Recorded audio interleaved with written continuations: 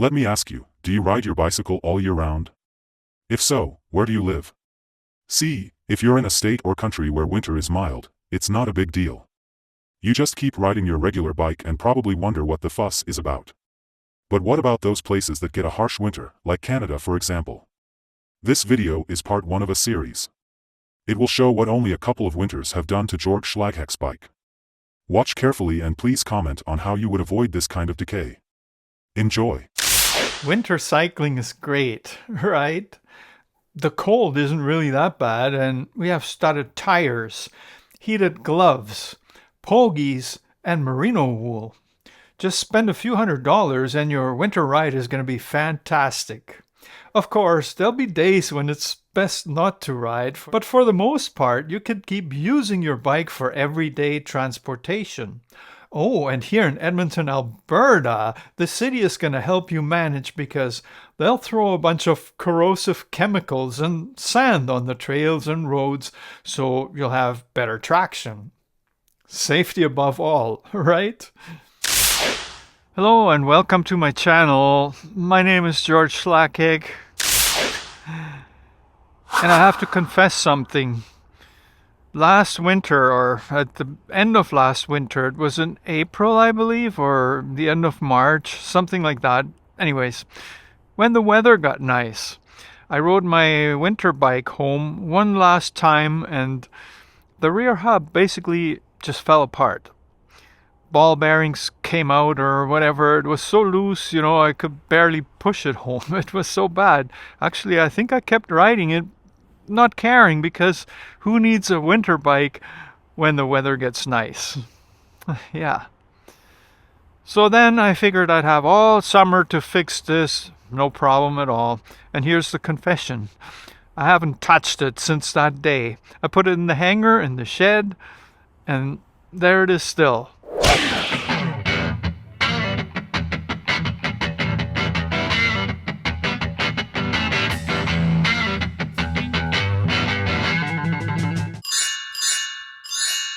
Alright, let's take a look at this together. As you can see, my chain is totally rusted. Front derailleur. Can I make it work? We'll see. The rear derailleur, yeah, it looks pretty bad as well. And the main problem right now with this bike is the rear hub. You see that? Now, due to the way this rim looks, I believe I actually need a whole wheel. I already know what some of you may be thinking. The rear hub fell apart because of neglect. Most people just keep riding their bikes until the parts start falling off, and then they're surprised why the repairs cost them dearly. Most people also use decades-old beaters to get them through the winter because, as we all know, winter is hard on bikes. So why worry about fixing a 40-year-old bike that's falling apart when you can probably get another for $100 or less? But wait a minute. My bike has always been maintained, and while it is truly 40 years old, it's one of the most comfortable bikes I've ever owned, and I love riding the thing. But despite ongoing tender loving care, it's in rough shape.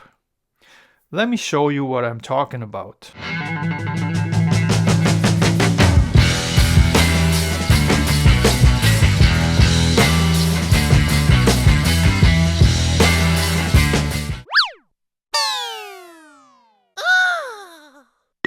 So the thing with this bike, what happened on my last ride last spring or winter, the rear axle actually broke in half. Why that happened, I don't know. It's one of those things. Now I have two options. The first one is I go to the bike shop, I get a complete rear wheel, preferably with a freewheel on it, the whole shebang. If not, I get a freewheel, I get a chain, a wheel, brake pads, everything. The other option, let me show you. It's this wheel. It's an old wheel that I found in my shed that is from some bike that That was in a back alley once. It's steel. It's heavy. But it's for winter. And the hub, well, it turns. I have to kind of grease it and stuff. So that'd save me $25 or so that I would be spending on another aluminum wheel.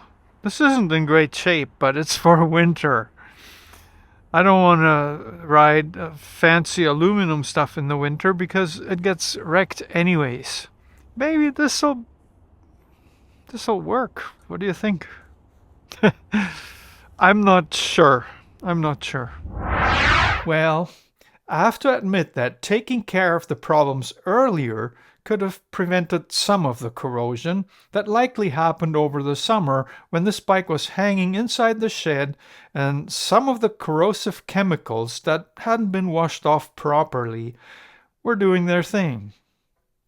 I'm pretty sure I washed the bike before putting it away, but maybe I could have been more thorough. By the way, this isn't the first time the bike was in such bad shape. Over the years, it has undergone several overhauls. But is it normal for a bike to suffer like this? For me, it's raised the question whether this bike is actually suited for winter. Take the chain, for example. Why is it exposed to the elements?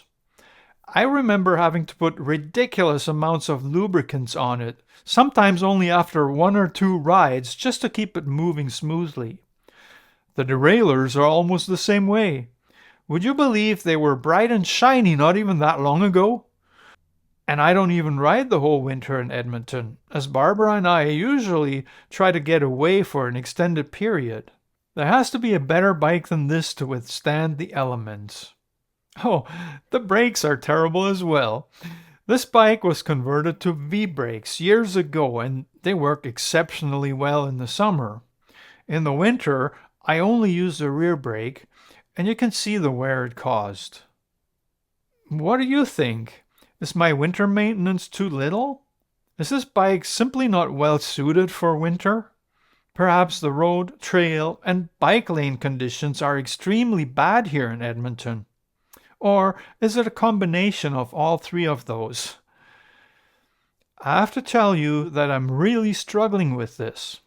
Winter brings temperatures well below the freezing point for extended periods, which makes it impossible for me to wash my bike with water. The temperature inside the shed is the same as outside, so all moving parts would freeze stuck, making the bike unusable. I've resorted to spraying the dirty parts with windshield washer fluids after some rides, but only with limited success. So this video series is about how I get my winter bike ready for yet another season in Edmonton. That's for lack of options on a small budget and a very short window of opportunity. Part of me thinks that I should either acquire or perhaps build a new winter bike that applies some of the things I've learned over the years. This bike would have certain features that would avoid the problems I'm dealing with on a yearly basis. What do you think would make a good winter bike? And if you're working in the marketing department of a major bike company, why aren't you making winter-specific bikes? I'm pretty sure you could sell a ton of them here in Alberta and right across Canada and parts of the US. Oh, and please don't tell me that that's what fat bikes are for. For all I know, they have many of the same vulnerabilities, only with more expensive replacement parts.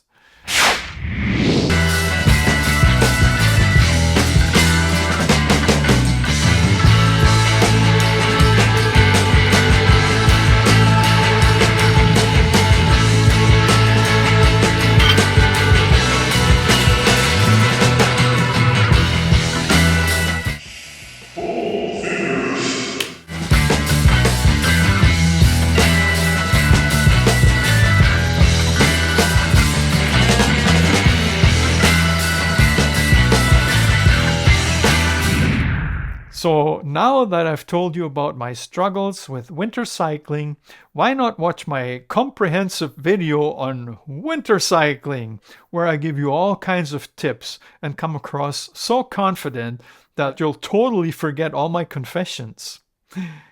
Go ahead, watch this next. It might actually help. And subscribe.